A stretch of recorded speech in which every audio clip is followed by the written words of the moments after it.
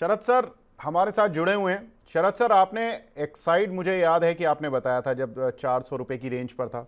वेदांता आपने बताया था जब वो 250 या पौने 300 की रेंज पर था। सर ज़्यादा पुरानी बात है नहीं, क्योंकि मैं ही इस चैनल में मार्च से आया हूँ सर। तो मार्च अप्रैल में ही आपने बात की होगी और अभी जून चल रहा है सर। तो पिछले 3 महीने में ही आपने इतने अच्छे अच्छे मल्टीबैगर स्टॉक्स दे दिए हैं। सर दर्शक वेट कर रहे हैं आपकी मल्टीबैगर पिक्स का, कि कोई है ऑन चार्ट ऑन डेटा जो कि उनको अमीर बना सके छोटी अवधि में, जब 2-2 3-3 महीने में इतने अच्छे रिटर्न्स दिलवा रहे हैं आप सर। तो जी। तो जी तो विवेक जी, मुझे ऐसा लगता है कि देखिए, अगर कहीं ना कहीं छोटे मझोले स्टॉक्स में कहीं ना कहीं प्रॉफिट बन रहा है, उसका रीजन है कहीं ना कहीं कॉर्पोरेट गवर्नेंस, कहीं ना कहीं एक्सपेंशन इन बैलेंस शीट्स, एक एक एक अच्छा बिजनेस मॉडल और margin expansions because of certain changes in business model of the companies. दो कंपनियों का जिक्र देखिए मैंने पहले भी किया था, मैं आज तीन कंपनियों का जिक्र करूंगा। दो कंपनियों का जिक्र मैंने पहले भी किया था, सुजलॉन का जिक्र किया था और वोडाफोन आइडिया का जिक्र मैंने आपसे किया था नीचे के लेवल पर। पहले तो मैं सुजलॉन को पे बारे में ही बोलना चाहूंगा यहाँ पर विवेक जी। कहीं ना कहीं देखिए, largest ever order book company के पास है 3.5 गीगावाट के आसपास। बहुत अच्छी रेवेन्यू विजिबिलिटी है। अगर आप कहीं ना कहीं देखें तो इसने कहीं ना कहीं अपना जो ऑपरेशंस का बिजनेस है और जो विंड इंस्टॉलेशन का बिजनेस है उसको सेग्रीगेट किया है, मॉरिशस की यूनिट को जी और दूसरी ओवरसीज यूनिट को मर्ज किया है। कहीं ना कहीं रिजर्व्स सर, आप कंपनी के पास है माफ़ कीजिएगा फर्दर। सर, सुजलॉन के बारे में बात कर रहे हैं ना आप? जी जी, मैं सुजलॉन के बारे में बात सुजलॉन, कर रहा हूँ। जी बिल्कुल। जी जी। सो अगर आप देखिए तो कहीं ना कहीं इंडिया का भी जो विंड इंस्टॉलेशन का ओवरऑल डेटा है वो 2017 के बाद हाईएस्ट है और आने वाले समय में बहुत हाई प्रोजेक्शंस है। मार्केट शेयर 27 से 30% का सुजलॉन का बनता है। कोई बहुत इमीडिएट कोई कंपटीशन नहीं दिखता है नेक्स्ट दो साल के अंदर। तो मुझे लगता है कि पहले तो मैंने इसमें 70 रुपए के भाव दिए थे, मुझे लगता है अभी भी वो भाव इंटैक्ट है लंबे समय में। तो उस तक के लिए कहीं ना कहीं इस पे पोजीशन बनाई जा सकती है। आने वाले समय में मुझे लगता है करीब 50 पैसे का ईपीएस है विवेक जी, 4-5 साल होल्ड किया जाए तो आराम से इसका 1.5 रुपए तक का ईपीएस बनता है। अगर आप सिमिलरली आइडिया आप देखिए तो मेरे ख्याल से 14 रुपए के आसपास इसमें डिस्कशन हुआ था, 22 रुपए के टारगेट इसमें मैंने डिस्कस किए थे, आज 18 रुपए के आसपास का भाव है। मुझे लगता है जिस तरह से देखिए, सबसे बड़ा प्रॉब्लम अगर आप देखें तो टेलीकॉम इंडस्ट्री का रहा है कि कहीं ना कहीं मार्जिन एक्सपेंशन देखने को नहीं मिलता है, क्योंकि कहीं ना कहीं जो कॉस्ट है वो एवरेज रेवेन्यू पर यूनिट नहीं बढ़ पाता है। बट अब धीरे धीरे आप देख रहे हैं कॉस्ट कहीं ना कहीं बढ़ रही है और उसका शायद एक सबसे बड़ा बेनिफिशियरी वोडाफोन भी होने वाला है। अगर अगर डेट रिडक्शन होता है बैलेंस शीट के अंदर, अगर कहीं ना कहीं कैपिटल रेज होता है तो आने वाले समय में वोडाफोन को एक अच्छा फायदा होगा, क्योंकि कहीं ना कहीं वैल्यूएशंस बहुत चीप है।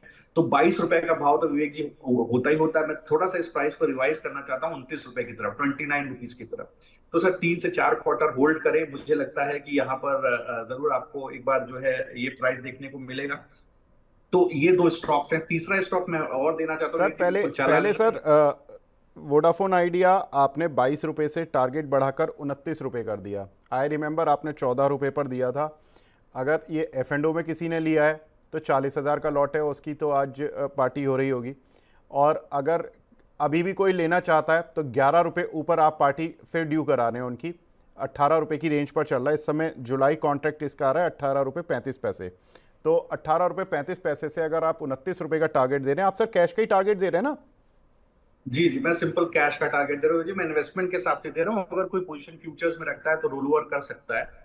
बिल्कुल। और ये बिल्कुल ऑब्वियसली फ्यूचर्स की पोजीशन रोल ओवर की जा सकती है, तो बिल्कुल पॉसिबल है। जो लोग पोजीशंस होल्ड कर रहे हैं, और 1400 रुपए से 18 रुपए का टारगेट हमने ऑलरेडी देख लिया है।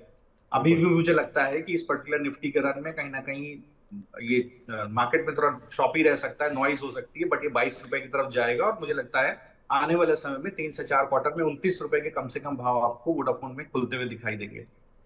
शरद सर, कोई स्टॉप लॉस लेकर चलना है अगर मार्केट में कोई डाउन टर्न मिल जाता है? या वोडाफोन चूंकि अब एक तरफा शेयर चला है, तो कुछ डरने घबराने की जरूरत है कि कोई लेवल जहां पर कि लगता है कि चलो ठीक है, इसके नीचे आ गया तो हमें निकल भी जाना चाहिए, ट्रेंड खराब हो जाएगा?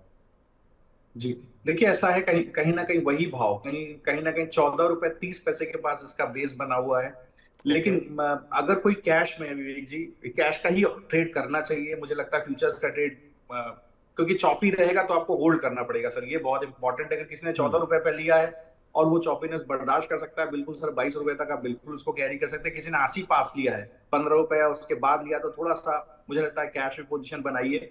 14 रुपए 30 पैसे के आसपास बेस है, चॉपीनेस रहे तो और खरीद लीजिए। ये 22 रुपए बिल्कुल जाएगा विवेक जी। बिल्कुल मुझे लगता है कि जिस तरह के मर्की इन्वेस्टर्स इसके अंदर आए थे इसके एफपीओ में, कम से कम 22 से 29 रुपए का भाव इसके अंदर खुलता है, तो सर बने रहना चाहिए। मेरा प्रेफरेंस ये रहेगा कैश में बने रहिए, कैश में भी अच्छे रिटर्न्स हैं ये। जी, तो सर का तो मानना है कि वोडाफोन आइडिया में कैश पर बने रहें। 14 रुपये की करीब का एक 14 रुपये 40 पैसे के करीब का एक स्टॉप लॉस रहेगा और 29 रुपये का टारगेट रहेगा। सर सुजलॉन पे मैं एक बार आना चाहता हूँ। सुजलॉन में आपने टारगेट्स बता दीजिए कि आपने क्या रखे हैं मीडियम टर्म और टू लॉन्ग टर्म। जी देखिए विवेक जी, सुजलॉन के अंदर मैंने जो मीडियम टर्म टारगेट दिया है, करीब 70 रुपए का टारगेट दिया है। मैं एक चीज मान करके चल रहा हूँ, 50 पैसे का ईपीएस है, 4 से 5 साल में मैं करीब मान के चल रहा हूँ कि ₹1.25 से ₹1.5 का ईपीएस इसके अंदर होना चाहिए।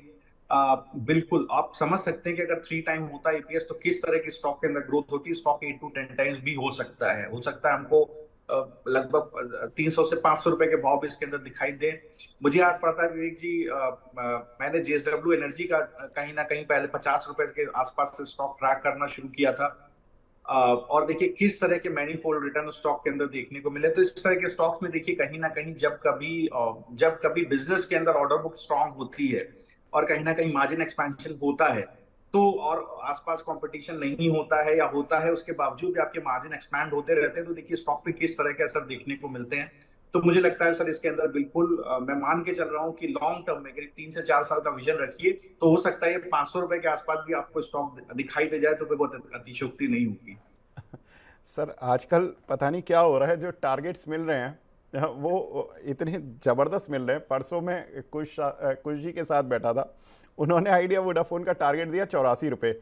मैं 1 मिनट के लिए स्क्रीन देख रहा था, जब उन्होंने 84 रुपये बोला तो मैं थोड़ा अचंभित हो गया था कि 84 रुपये।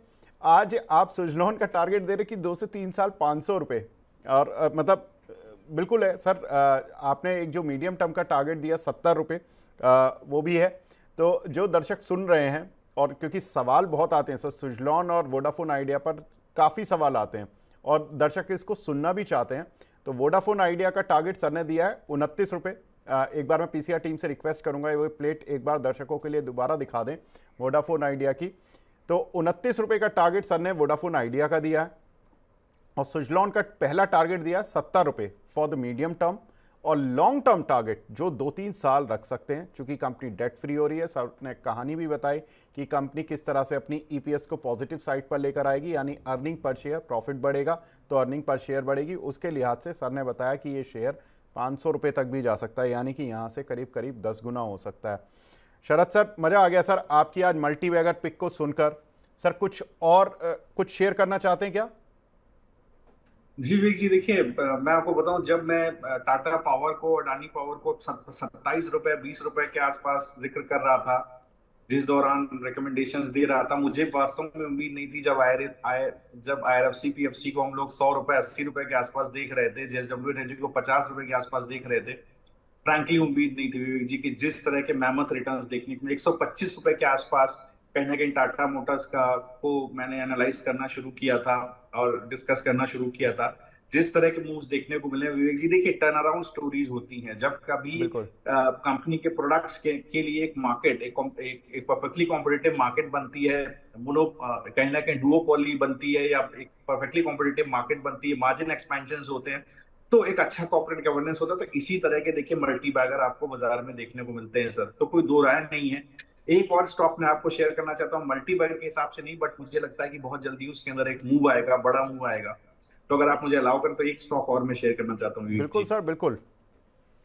जी, तो देखिए सर, एक बोरोसिल रिन्यूएबल्स, मुझे लगता ओके। है कि यहाँ पर एक ट्रैक्शन कहीं ना कहीं बनता हुआ दिखाई देगा।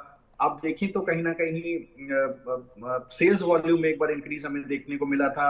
अगर नेट रेवेन्यू ऑपरेशंस का देखें, करीब 43% हमें इंक्रीज देखने को मिला। सेलिंग प्राइस में डिक्रीज देखने को मिला और एक्सपोर्ट कहीं ना कहीं फ्लैटिश रहा है। प्रॉब्लम इसके साथ क्या रही है कि रिलेंटलेस डंपिंग है चाइना से, सोलर ग्लास की चाइना और वियतनाम से। आप अगर देखें तो ड्यूटी फ्री डंपिंग है चाइनीज ग्लास की, इसी वजह से कहने के EBITDA मार्जिन में हमें सिग्निफिकेंटली डिक्लाइन देखने को मिला है। अभी आप देखिए तो कहीं ना कहीं जो सोलर ग्लास इंपोर्ट है चाइना और शरद वियतनाम से, सर उस पर एक एक एंटी सेकंड के लिए रोक रहा हूं, ये बोरोसिल रिन्यूअल जो 511 रुपए वाला शेयर है, आप इसी की बात कर रहे हैं सर? जी जी जी, जी जी, मैं इसी की बात कर रहा हूँ जी। ओके। सो देखिए सर, एंटी डंपिंग कहीं ना कहीं एंटी डंपिंग ड्यूटी है जो सोलर ग्लास के बोर्ड के ऊपर चाइना और वियतनाम से, वो अंडर इन्वेस्टिगेशन है। उसी तरह से आप देखें तो जो बेसिक कस्टम ड्यूटी है, उसमें उसमें कहीं ना कहीं एक बार एग्जम्पशन एक्सटेंड किया गया सितंबर 24 तक। और एंटी एंटी डंपिंग ड्यूटी और काउंटर वेलिंग ड्यूटी का जो एप्लीकेशन है, वो DGTR ने कहीं ना कहीं एक्सेप्ट किया हुआ है। स्टॉक 511 रुपए के आसपास है। टेक्निकली देखिए तो एक jumbled up moving average order है। Jumbled up moving average order का मतलब ये होता है विवेक जी की वोलेटिलिटी कॉन्ट्रैक्शन। तो कहा जाता है टेक्निकल्स में कि वोलेटिलिटी बिगेट्स वोलेटिलिटी। जब कोई वोलेटिलिटी कॉन्ट्रैक्ट होती है तो आने वाले समय में वोलेटिलिटी बहुत तेजी से एक्सपैंड होती है, either of the side, it can be downwards also, it can be upwards also. Having said that, मुझे लगता है कि कहीं ना कहीं इसका एक बेस स्टॉक का बना हुआ है 430 रुपए के आसपास। मुझे लगता है अभी इसका 511 का भाव है, इसको 511 और 470 के आसपास खरीदा जा सकता है। अगर इसको सितंबर तक होल्ड किया जाएगी तो मुझे लगता है 600 670 तक के टारगेट इसके अंदर बिल्कुल आ सकते हैं, और इससे भी बड़े टारगेट इसके अंदर पॉसिबल है। तो ये एक पर्टिकुलर स्टॉक है जहां पर बिल्कुल एक बार ध्यान लगाया जा सकता है। बिल्कुल। और यहाँ पर सर ने केवल 3 महीने के लिए एक अच्छा खासा 100 रुपये से 150 रुपये का टारगेट दे दिया, और उसके बाद हम सर से फिर मिलेंगे। सर ने बोला कि एक बड़े टारगेट के लिए भी बात होगी, तो रिव्यू करेंगे उस समय पर। और सर ने बाय जोन बता दिया है 470 से लेकर 510-11 की रेंज जो अभी चल रही है, इस बीच में आप बाय कर सकते हैं। सर कोई स्टॉप लॉस भी देना चाहेंगे? कोई है पोजीशन के लिए स्टॉप लॉस?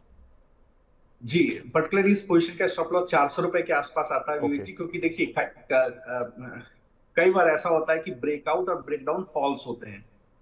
टेक्निकल टर्म्स में फॉल्स मींस वो एक साइड जाएंगे और बिल्कुल। आपको स्टॉप आउट करा करके दोबारा ऊपर की तरफ चलना शुरू कर देगा स्टॉक।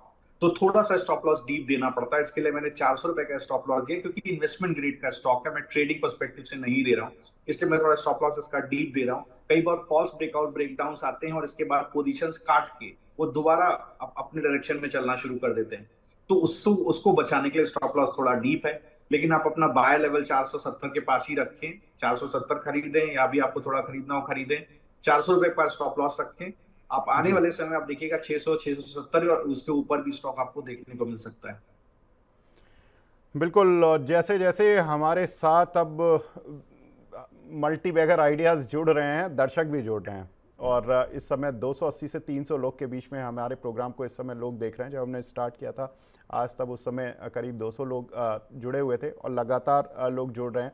और इम्पॉर्टेंट चीज़ यही है कि जो व्यूज़ होते हैं, जो इस प्रोग्राम को बाद में भी देखकर हमें बहुत सारे कमेंट भेजते हैं, अपने सवाल पूछते हैं, उनसे यही रिक्वेस्ट है कि जो आपके सवाल होते हैं हम अपने खास प्रोग्राम हेलो मनी 9 में ले लेंगे। 1 बजे आप अपने सवाल पूछ सकते हैं, हमारे साथ एक खास मेहमान जुड़े रहेंगे, उनसे आप अपने सवाल पूछें, अपनी स्ट्रैटेजी बनाएं। शरद सर, बहुत बहुत शुक्रिया सर हमसे जुड़ने के लिए, और ये मल्टी बैगर आइडियाज़ हमारे दर्शकों के साथ शेयर करने के लिए। आपके मैं तो सबूत हूं सर कि मल्टी बैगर आइडियाज़ बहुत अच्छे चलते हैं, तो उम्मीद करते हैं कि इन जो आपने आज जो पिक्स दी हैं उनका फ़ायदा दर्शक उठा पाएंगे। बहुत बहुत शुक्रिया sir. Thank you, thank you. तो मल्टी बैगर आइडियाज़ को यहां पर विराम देते हैं, और